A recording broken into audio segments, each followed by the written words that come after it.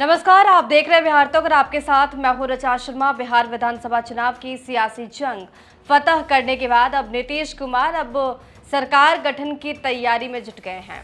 पटना के गांधी मैदान में 20 नवंबर को शपथ ग्रहण की तारीख तय हो गई है। एनडीए के नए मंत्रिमंडल के गठन पर मंथन भी शुरू हो गया है, लेकिन इस बार जिस तरह के नतीजे सामने आए हैं उसके चलते ये साफ जरूर है कि जेडीयू बीजेपी के बीच मंत्री पद के बंटवारे का पुराना फॉर्मूला नहीं चलेगा। एनडीए सरकार के गठन को लेकर जेडीयू के शीर्ष नेताओं ने केंद्रीय मंत्री अमित शाह से मुलाकात की। एनडीए के सहयोगी उपेंद्र कुशवाहा और जीतन राम मांझी ने केंद्रीय मंत्री धर्मेंद्र प्रधान और बीजेपी महासचिव विनोद तावड़े के साथ मुलाकात की। इस दौरान उन्होंने सरकार गठन को लेकर चर्चा की। बिहार में इस बार का नतीजा जो है वो 2020 के चुनाव से अलग है। इस लिहाज से मंत्रिमंडल का स्वरूप भी उसी लिहाज से होगा। 2020 में बीजेपी की सीटें जेडीयू से काफी ज्यादा आई थी। इसके चलते मंत्रिमंडल में बीजेपी का सियासी कद जेडीयू से बड़ा था, लेकिन इस बार दोनों के बीच 4 सीट का ही अंतर है। इसलिए सवाल ये उठ रहे हैं कि बिहार में नई कैबिनेट कैसे होगी। बिहार की विधानसभा में कुल 243 सीटें हैं और इस लिहाज से मंत्रिमंडल का गठन किया जाता है। नियम के मुताबिक विधानसभा के कुल सदस्यों के 15% सदस्य को मंत्री बनाया जा सकता है। इस तरह मुख्यमंत्री सहित अधिकतम 37 मंत्री हो सकते हैं। ऐसे में देखना है कि बिहार की नई सरकार के मंत्रिमंडल में कितने सदस्यों को शामिल किया जाता है। बिहार में 2020 के चुनाव में बीजेपी 74 और जेडीयू 43 सीटें जीतकर आई थी। इसके अलावा जीतन राम मांझी की पार्टी को 4 सीटें मिली थी।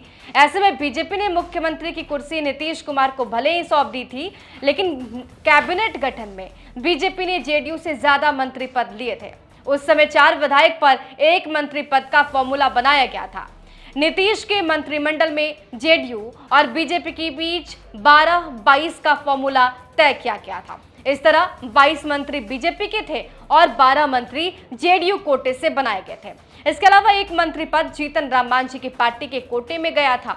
इस तरह नीतीश सरकार में फिलहाल 34 मंत्री थे, लेकिन इस बार की स्थिति अलग है। इस बार जो नतीजे आए हैं उसमें बीजेपी और जेडीयू के बीच बहुत ज्यादा सीटों का अंतर नहीं है। बिहार में 2020 के लिहाज से इस बार के नतीजे अलग हैं। बिहार विधानसभा चुनाव में इस बार जेडीयू और बीजेपी बराबर यानी 101 सीटों पर चुनाव लड़ी है। एनडीए 202 सीटें जीतकर आई है, जिसमें से बीजेपी को 89, जेडीयू को 85 सीटें मिली है। जीतन राम मांझी की पार्टी को 5 और उपेंद्र कुशवाहा की पार्टी को 4 सीटें मिली है। और 2020 में बीजेपी को 74 सीटें और जेडीयू को 43 सीटें आई थी। इस आधार पर बीजेपी के 22 मंत्री थे, जेडीयू के 12 मंत्री। और अब जब बीजेपी और जेडीयू के बीच सिर्फ 4 सीटों का अंतर है तो 12-22 का फॉर्मूला नहीं चलेगा। एनडीए में सीट शेयरिंग में जिस तरह से बीजेपी जेडीयू बराबर सीट पर लड़ने की सहमति बना रखी थी, उसी तर्ज पर कहा जा रहा है कि मंत्री पद का भी जो बंटवारा होगा वो बराबर यानी 50-50% पर होगा। बिहार के नए मंत्रिमंडल को लेकर एनडीए में 6 विधायक पर 1 मंत्री बनाने के फॉर्मूले पर कयास लगाए जा रहे हैं। इस तरह से अगर देखा जाए तो जेडीयू के 15 से 16 मंत्री बनाए जा सकते हैं, तो बीजेपी के भी 16 मंत्री बन सकते हैं। इसके अलावा चिराग पासवान की पार्टी को 2 से 3 मंत्री पद मिल सकता है और जीतन राम मांझी, उपेंद्र कुशवाहा की पार्टी को 1-1 मंत्री पद मिल सकता है। अच्छा, सवाल यह भी है कि डिप्टी सीएम का फॉर्मूला क्या बरकरार रहेगा। देखिए, बिहार के डिप्टी सीएम का फॉर्मूला 2005 में जो हुआ था वही चलता आ रहा है। जब से बीजेपी और जेडीयू की दोस्ती है तब से ये फॉर्मूला बिहार में देखा गया। एनडीए की सरकार बनी तो नीतीश कुमार मुख्यमंत्री बने थे और बीजेपी नेता सुशील मोदी डिप्टी सीएम बनाए गए थे।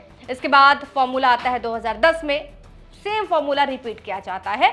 नीतीश सीएम बनते हैं, सुशील मोदी डिप्टी सीएम बनते हैं। 2015 में भी नीतीश कुमार ने बीजेपी का साथ छोड़कर आरजेडी की अगुवाई वाले महागठबंधन के साथ चुनाव लड़ा था, सरकार बनाई थी। नीतीश कुमार सीएम बने थे, तेजस्वी यादव डिप्टी सीएम बने थे। इसके बाद 2017 में नीतीश ने सियासी पाला बदला था और फिर बीजेपी के साथ सरकार बना ली थी। सीएम पद अपने पास रखा, डिप्टी सीएम की कुर्सी सुशील कुमार मोदी को दे दी। 2020 में बीजेपी और जेडीयू के सीटों का जो अंतर था वो कैबिनेट का स्वरूप बदल दिया। नीतीश कुमार भले ही सीएम बने, लेकिन बीजेपी ने 2 डिप्टी सीएम बनाए थे क्योंकि अंतर ज्यादा था। बीजेपी ने तारकेश्वर प्रसाद और रेणु देवी को डिप्टी सीएम बनाया था और इसके साथ ही नीतीश कुमार सियासी पाला बदलकर फिर जब आरजेडी में आए तो सीएम की कुर्सी पर तो खुद रहे और डिप्टी सीएम तेजस्वी यादव को बना दिया। 2024 के चुनाव से ठीक पहले नीतीश कुमार ने पाला बदला और दोबारा से एनडीए में आ गए। एक बार फिर नीतीश कुमार सीएम की कुर्सी पर काबिज नजर आ रहे हैं और बीजेपी कोटे से सम्राट चौधरी और विजय सिन्हा डिप्टी सीएम बनाए गए थे।